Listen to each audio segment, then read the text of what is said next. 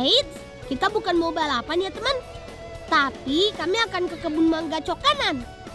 Itu loh, mangga khas Thailand. Jadi kita nggak perlu jauh-jauh ke Thailand untuk mencoba mangganya.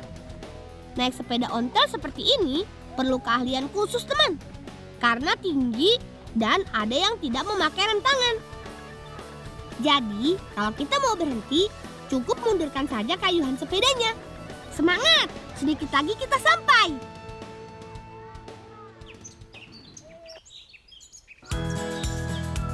Sepertinya paman-paman sudah mulai panen. Yuk, kita harus bergegas. Ya, apa? Kula nyuwun bajangane. Ya, oleh. Tapi ewangan Pak Desik ya. Oh nggih. Ewangan. Kebunnya luas kan? Ada sekitar 15.000 batang pohon mangga dan hampir setiap hari bisa dipanen. Biasanya saat panen memakai galah, tapi kami lebih suka memanjat. Namanya juga anak-anak, sekalian bermain. Ayo ngewangi malam mangan. Mani Pak Des bahan codot. Wah, Faiz sudah nggak sabaran aja nih. Teman, mangga Cokanan punya 3 keunggulan loh. Selain rasa buahnya yang manis, mangga Cokanan juga bisa berbuah cukup lebat dan sepanjang tahun pula. Hehehe. Pak Des di bajangane. Bajanganmu engko tak pilihke ya, Lang. Saiki ewangono Pak De sing liyane sik. Ayo melu Pak De. Ayo bajang. Selain dipupuk, tanaman buah juga perlu dirawat. Nah, 3 lasari untuk mencegah hama tanaman mangga menggunakan bahan alami. Campurannya terbuat dari daun tembakau yang difermentasi selama 2 bulan.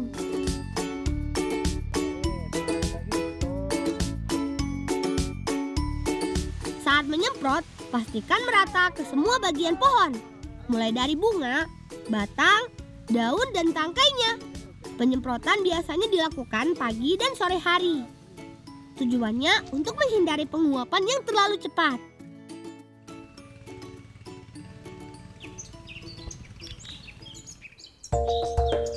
Oh iya teman, walaupun mangga Cokanan asli dari Thailand, tetapi pada bagian batang akar ke bawah tetap memakai mangga kebanggaan dari negara kita. Yaps, mangga Jawa atau biasa disebut mangga madu. Teman-teman penasaran kan cara menyambungnya seperti apa? Nah, proses penyambungannya tidak boleh sembarangan ya teman. Karena kalau salah, pohon mangga bisa mati. Menempelkan tunas juga harus pas pada posisi tengah. Untuk mengurangi penguapan, harus dibungkus dengan plastik. Bibit yang bisa disambung berumur 8 bulan. Setelah disambung, harus didiamkan sekitar 2-3 bulan. Iki bajangane nggo kowe kabeh karo kanca-kancamu Lang ono sepeda. Suwun Pak Des, suwun.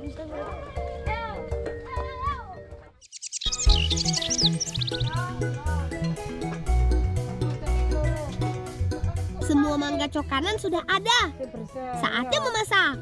Kami akan memasak kue pudak khas Gresik. Mau tahu cara masaknya? Yuk ikuti kami. Kupas semua kulit mangganya dulu ya. Lalu potong kecil-kecil agar mudah untuk dihaluskan.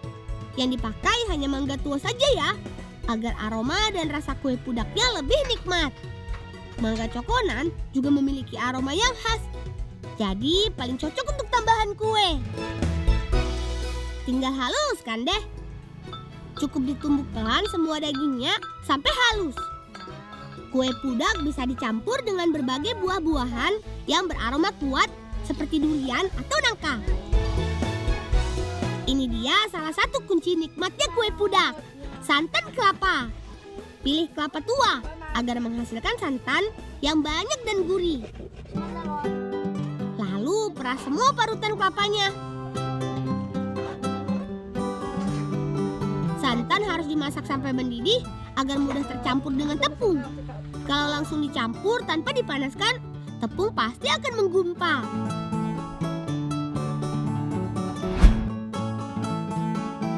Siram santan yang sudah panas secara perlahan sambil diaduk. terakhir, tambahkan gula pasir secukupnya. Aduk sampai adonan tercampur rata. Untuk pembungkusnya, kami memakai daun pinang yang sudah diserut sampai tipis. Daun pinang punya banyak kelebihan dibanding daun yang lain. Ketika kue matang, tidak membuat lengket dan juga tahan panas. Cocok deh untuk kue atau makanan yang dimasak lama.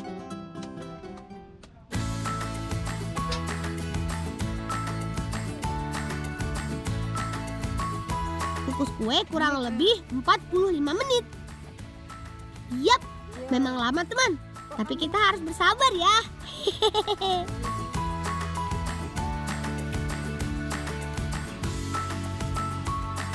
Nah, ini dia pudak yang sudah jadi. Kue ini tidak akan kami makan sendiri ya.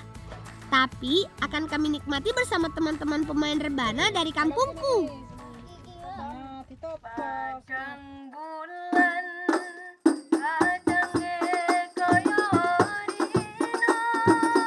Nah, ini dia teman-temanku. Kami sengaja memilih berlatih rebana di depan goa seperti ini, agar suara yang dihasilkan dapat bergema dan terdengar sampai jauh. Seminggu 2 kali, kami selalu berlatih bersama. Apalagi kalau mau ada pertunjukan. Waktu kami berlatih, jadi semakin rutin. Oh iya, lagu yang kami mainkan berbagai jenis. Mulai lagu Islami sampai lagu daerah seperti yang kami nyanyikan ini.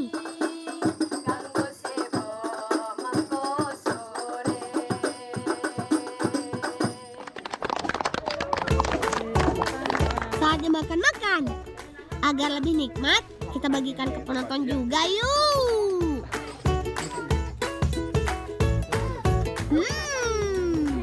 Rasanya nikmat.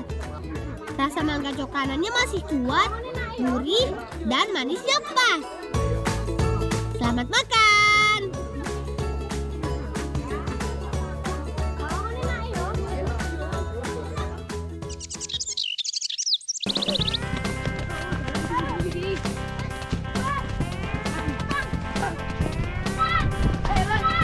Ayo, terus lari. Kita harus bergegas teman, karena paman sudah menunggu. Hari ini kami mau menebang pohon nangka. Jadi harus segera mengantarkan kampak ini. Walaupun harus segera sampai, tapi tetap harus berhati-hati ya, karena jalanan sangat licin sisa hujan semalam. Dintenteni mamulo gak Jalannya apa-apa. lunyu, Pak.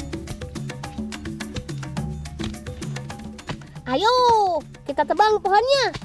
Maksudku, paman yang tebang. Pohon nangka ini sengaja paman tebang karena akan digantikan tanaman lain. Nah, sekalian minta beberapa potong kayunya untuk kami jadikan rebana khas Gresik. Awas, pohonnya roboh. Yuk, langsung kita bantu paman. Kita harus hilangkan bagian ranting dan daunnya. Nah, ini dia potongan kayunya. Untuk dibuat rebana, potongannya harus berbentuk segi 4. Yuk, langsung saja kita bawa. Terima kasih, paman.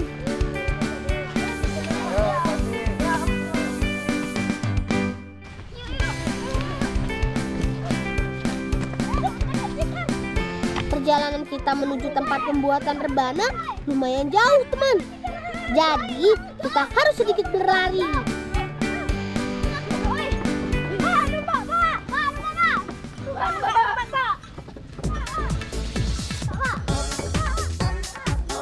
Wah, untung ada gerobak sapi.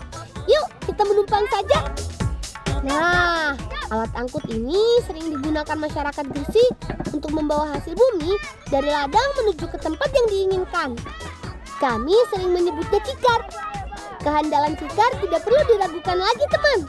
Cukup diberi rumput, lalu jalan deh.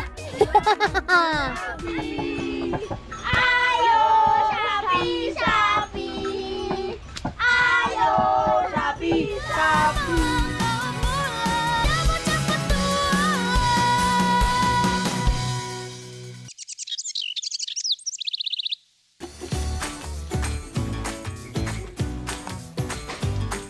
Loh, kok kita ke tempat pengolahan kulit kambing?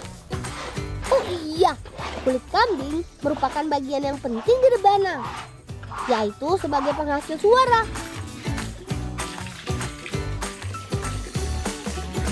Pade, kulit tolong gawe rebana.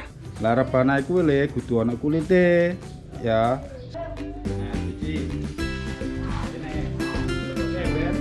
Kulit yang baru datang harus dicuci dulu untuk menghilangkan garam dan kotoran. Karena biasanya pedagang kulit menambahkan garam agar kulit tidak cepat rusak dan mengurangi baunya. Ayo, cuci terus sampai bersih.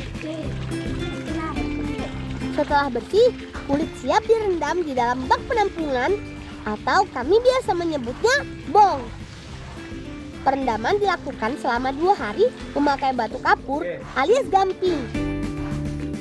Setelah direndam 2 hari, kerok kulit untuk menghilangkan bulu dan daging yang tersisa. Nah, jadi gampang terkelupas kan kulitnya setelah direndam? Kerok yang bersih ya, agar kulitnya tipis dan tidak dimakan semut ketika proses pengeringan. Setelah dikerok, cuci lagi agar kulit benar-benar bersih.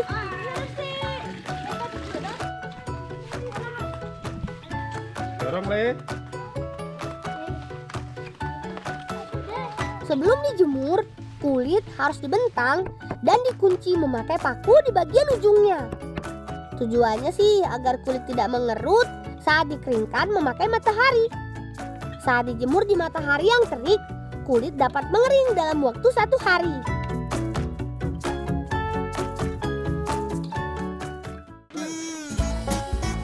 Kulit yang sudah kering harus dipotong sesuai ukuran yang dipesan pembeli. Ada 15 ukuran yang biasa dipakai. Karena kulitnya tipis, cara memotongnya jadi mudah. Mirip memotong kertas. Lang, saiki cukupnya kulit sing wis tak peleni iku terke nanggone tukang terbang ya, ben nang digawe terbange. Nggih, kula nyuwun ketek nggih. Oh ya ora apa, go mulisan.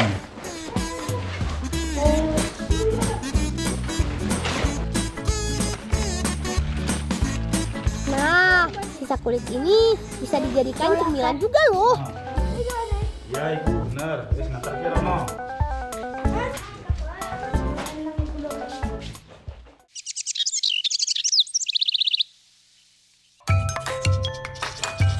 Ini dia pamanku Dedi. Dibantu beberapa karyawannya, paman membuat berbagai jenis rebana. Pade, kula nyuwun gawe terbang. Ya wis tak gaeno. Niki Pakde. Kami sengaja memakai kayu sendiri agar rebana kami lebih berkesan, teman. Proses pertama membuat rebana, kayu balok ini harus dicari bagian tengahnya memakai busur. Setelah dipaku bagian tengahnya, langsung pasang ke mesin bubut deh. Nah, cemplung. Ya. Mari lo. Iki awakmu iku. Awakmu. Pun Pakde.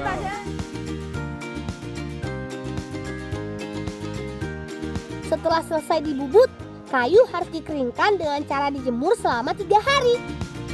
Tujuannya sih agar kayu tidak mudah pecah atau berubah bentuk. Selain itu, kayu yang tidak kering juga bisa berubah suaranya, teman.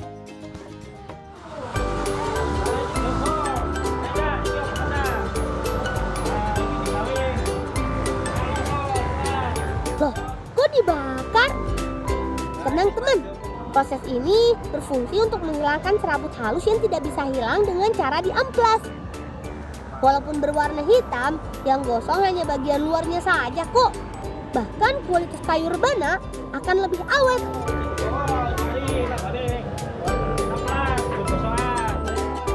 Setelah dibakar, kayu diamplas untuk menghilangkan bekas hangus dan agar kayu lebih mulus. Mengamplas dengan cara diputar seperti ini lebih cepat daripada dengan cara manual. Nah, sekarang giliranku mengamplas. Kalau aku sih memakai kecepatan rendah saja. Tidak seperti paman, karena belum terlalu ahli. Kalau ini pewarnaan kayu. Untuk warna biasanya sesuai dengan pesanan pembeli. Bisa memakai warna alami, mengkilap, bahkan nama grup rebana juga bisa. Pewarnaan yang baik dan merata tiap lapisan akan menghasilkan rebana yang awet, teman. Nih.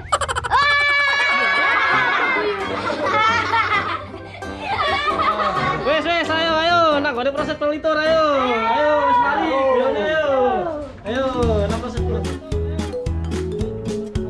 Nah, kalau ini proses mempelitur atau pengkilapan warna kayu.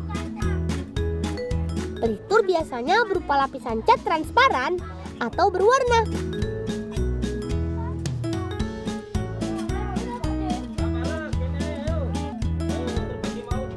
Saatnya memasang kulit yang kita buat tadi, teman. Memasang kulit tidak boleh sembarangan. Harus dalam cuaca panas agar suara rebana tetap bagus. Rebana terbaik biasanya memakai kulit bagian punggung karena memiliki ketebalan yang sama dan bisa menghasilkan suara yang khas. Nah, iki sing wis dadi terbangnya. Nah, kita kei siji. Kita kei siji. Yo. Gawe ya, ikut tabuhan.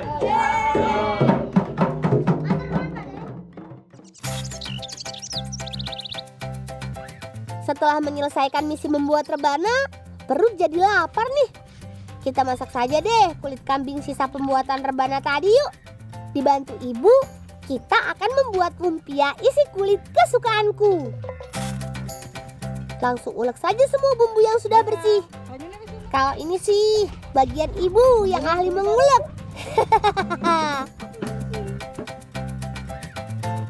Untuk membuat lumpia, sebagian bumbu juga harus dipotong kasar untuk dicampur dengan isian agar rasanya makin nikmat. Wah, kalau temanku berdua ini sih, kita biarkan saja bersenang-senang dengan rebana barunya.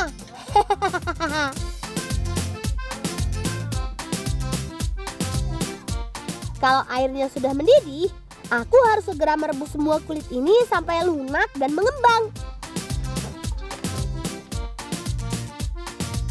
Tidak perlu waktu lama, kulit sudah mengembang.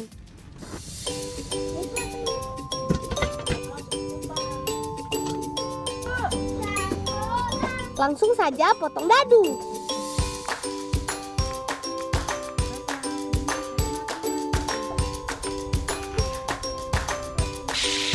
Langsung tumis bumbu yang sudah halus sampai tercium aroma wangi. Masukkan semua bahan yang sudah dipotong dan jangan lupa masukkan kecambah. Tumis semua bahan sampai lunak dan bumbu meresap.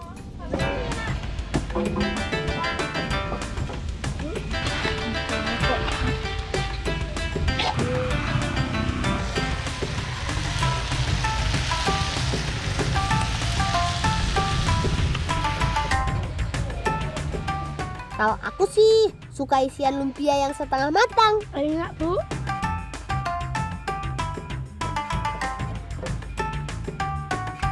Tuang,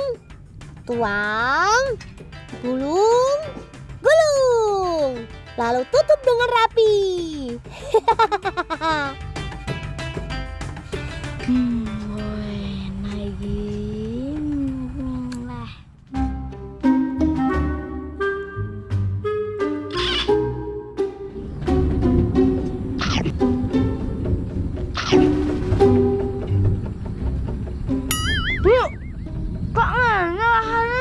Loh, wong gorong mateng dipangan. Faiz, ada-ada saja. Itu kan lumpia masih mentah. Duh, sabar ya. Sedikit lagi sudah selesai kok.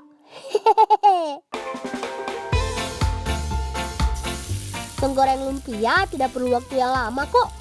Cukup sampai kulit matang. Karena bagian isinya kan sudah dimasak. Ini dia lumpia yang sudah matang. Gimana? Sudah nggak sabar kan pengen coba? Kalau gitu, langsung sikat.